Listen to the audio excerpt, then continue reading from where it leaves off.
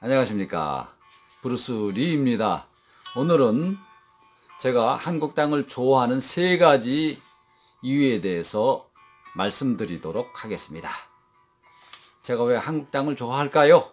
첫째, 한국 땅은 제가 신혼서판의 개념에 대해서 설명할 수 있도록 기회를 주어서 매우 고맙게 생각합니다.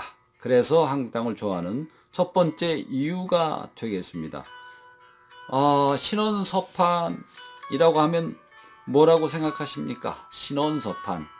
사람을 판단하는 데 있어서 네 가지 판단 기준으로 제시되는 것이 있죠. 첫째는 그 사람의 외모라고 할 수 있겠습니다. 단정하게 외모를 가꾼다든가, 머리를 단정하게 한다든가, 또 의상을 단정하게 한다든가, 혁대를 깔끔하게 정리한다든가, 구두를 깔끔하게 닦는다든가 하는 이런 것이 되겠죠. 외모, 내면을 일견에서 판단할 수 없기 때문에 외면을 보고 일단은 사람을 판단하게 되는 것이죠. 결국은 내용과 형식이 다 구비되어야 되겠습니다만은 일단은 그래서 신체가 중요하다, 외모가 중요하다. 그리고 두 번째 가장 중요한 것이 언이죠. 그 사람의 언어라고 할 수 있겠습니다. 언어로 그 사람을 판단하게 되는 것이죠.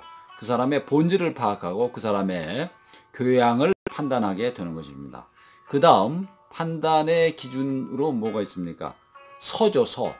글씨체라든가 서예라든가 문장력이라든가 등으로 판단할 수 있겠습니다. 특히 문장력은 매우 중요한 요소라고 할 수 있겠습니다.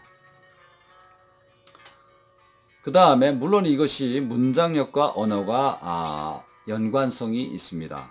네 번째, 중요한 사람 판단의 기준, 판단력이죠. 그 사람의 판단력이 얼마나 정확한가 하는 것은 한 인간을 평가하는 데 있어서 중요한 기준이라고 할 수 있겠습니다. 그런 점에서 제가 자유한국당을 좋아합니다. 이 신혼서판에 대해서 설명할 수 있는 기회를 주니까 얼마나 좋습니까? 얼마나 고마운 일입니까? 다시 한번 리마인드 할 수 있는 기회를 주니까. 그런데 이 판단력이라는 것도 결국은 언어의 토대 위에 집을 짓기 때문에 언어라는 것은 인간에게 있어서 가장 중요한, 인간을 판단하는 가장 중요한 판단 기준이 된다고 할 수가 있겠습니다. 이 바른 언어 생활, 말의 품격, 언어의 온도는 매우 중요한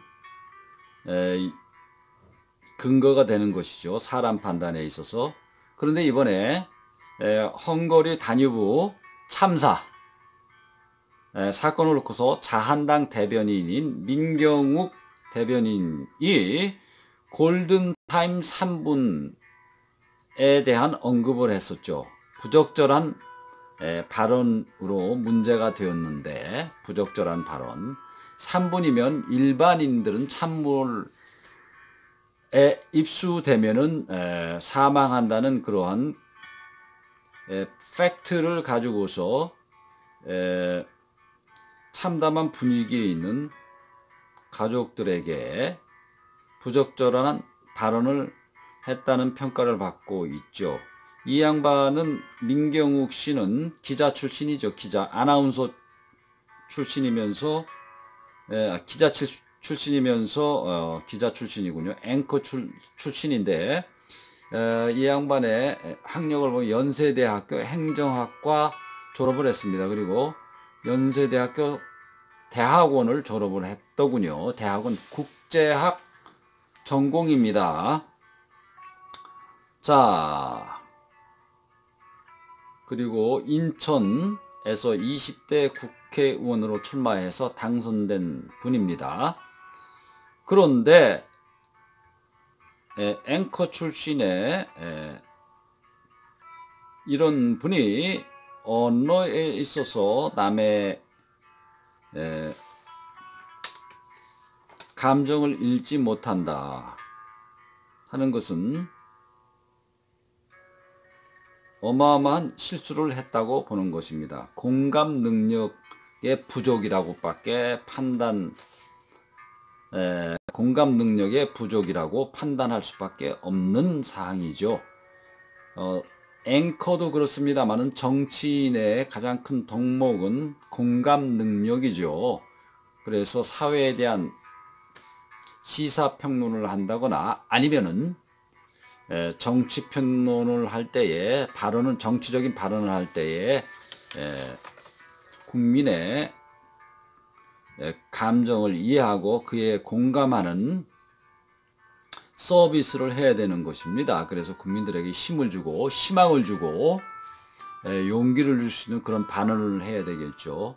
그래서 상당히 부적절한 발언이라고 황교안 자한당 대표도 사과를 했습니다마는 정작 본인은 제가 알기로는 사과를 안 한 것으로 알고 있습니다.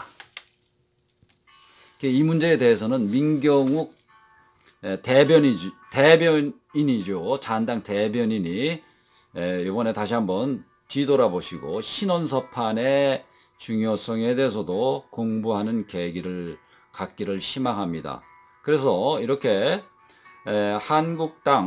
자유한국당 의원들의 막말 논란을 통해서 신원서판을 되새겨 볼 수 있는 시간을 갖게 된 것을 매우 뜻깊게 생각하면서 이런 기회를 주는 자유한국당 좋아하지 않을 수가 없겠죠. 자유한국당 사랑합니다. 두 번째, 자유한국당을 사랑하는 이유에 대해서 말씀드리도록 하겠습니다. 두 번째, 이 자유한국당을 통해서 투사 심리에 대해서 생각해 볼 수 있게 해주니, 투사 심리를 생각해 볼 수 있도록 해주니 얼마나 또 좋은 일을 하고 있습니까? 자유한국당이. 투사 심리란 무엇입니까? 자기 약점을 남의 약점으로 뒤집어 씌우는 것을 투사 심리라고 합니다. 어떻게 해서든 무엇이든지 이번에 그 헝가리 다뉴브강 참사 사건도 그렇습니다만 어떻게 해서든지 여당 민주당의 약점을 잡으려고 하는 그런 심리가 담겨진 발언이라고 할 수 있겠죠. 그뿐만이 아니죠. 많은 자유한국당 의원들이 막말 논란의 그 도마 위에 생선으로 올라가 있습니다. 그런 점에서 자유한국당은 그야말로 투사 심리에 대해서 설명하기에 아주 적절한 예로서의 정당 의원들, 자유한국당 의원들이라고 할 수 있겠죠. 투사 심리라는 것은 이것이 왜 투사 심리를 통해서 편견이 형성이 되고 편견이 형성이 되면은 그것이 사회적으로 볼 때는 사회 심리학적으로 볼 때는 하나의 사회적인 편견으로도 자리 잡게 됩니다. 그래서 지지자들에 대한 결집을 도모하기 위해서 최소한 이러한 막말 발언을 할 수도 있는 것이죠. 그러니까 대안이 없는 정당, 투사 심리에 대해서 대안이 없다는 것을 스스로 나타내는 그 발언이라고 할 수 있겠죠. 그래서 이것에 대해서 모든 국민들이 간파할 수 있도록 해주니까 얼마나 고맙습니까? 감사합니다. 자유한국당 정말 감사합니다. 자유한국당 정말 감사드릴 수밖에 없는 당이죠. 대안이 없다. 이런 말이 있습니다.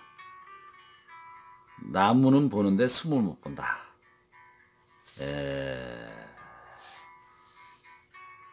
그런 당이 되면 안 되겠죠. 끊임없이 독서하고 토론하고 공부하는 의원들이 되어야 되겠습니다. 자유한국당이 되어야 되겠습니다. 자, 바로 자기 자신의 치부를 드러내주는 당. 정말 고맙지 않습니까? 국민들로부터 국민들이 확실하게 판단할 수 있도록 해주니 얼마나 고맙습니까? 내노남불이죠. 내가 하면 노맨스고 남이 하면 불륜.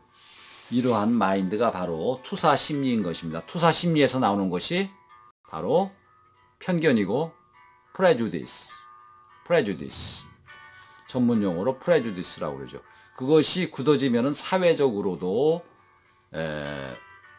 확장이 될 수가 있는데 사회적인 편견으로 굳어질 수가 있습니다. 전혀 근거가 없는 사실들도 편견으로 굳어진 경우가 있죠. 바로 2차 세계대전 때의 유대인 학살에 대한 우생학에 대한 편견, 독일인들의 우생학에 대한 편견도 바로 그런 것 중에 하나죠. 그래서 유대인 학살로 이어지지 않았습니까? 편견이라는 것은 무서운 것입니다. 편견을 조장하는 자유한국당 정말 감사합니다. 국민들이 알아차릴 수 있도록 해주니 얼마나 고맙습니까? 세 번째 총선에 대한 대책이 없다는 것을 증명해 주는 것이죠. 이런 막말 논란을 통해서 어디 그뿐입니까? 막말 논란한 분 중에는 또 여러분이 있었죠. 한선교 사무총장 그리고 정용기 또 문재인 대통령에 대한 김정은 비교 발언 다 이런 것이 막말 논란인데 결국은 총선에 대한 대책이 없다, 대안이 없다 하는 것을 국민들에게 알려주는 것이죠. 그래서 얼마나 고맙습니까? 국민들의 마음을 결집시킬 수 있도록 옳은 판단을 할 수 있도록 해주니까 정말 한국당 고맙습니다. 그래서 이제 다른 당 분들이 이제 국회의원에 선출이 되면은 그분들이 뜻을 모아서 국회의원 세비도 삭감하자는 그런 안을 제출해서 법제화시켜서 국민의 혈세 아낄 수 있도록 그런 기회를 주니 한국당 정말 감사합니다. 감사한 당이 그래서 한국당입니다. 세 가지 점에서 감사를 드렸죠. 첫째는 신원섭판에 대해서 설명할 수 있도록 해주니 고마웠고, 둘째는 투사심리에 대해서 설명할 수 있도록 해주니 돌아볼 수 있는 시간을 갖게 해주니 고마웠고, 세 번째는 한국당이 총선에 대한 총선 대책이 없다는 점에서 총선 대책이 없다는 것을 폭로해 주어서 국민의 한 사람으로서 감사하다 이런 말씀을 드리고 싶습니다. 감사합니다. 지금까지 브루스 리였습니다.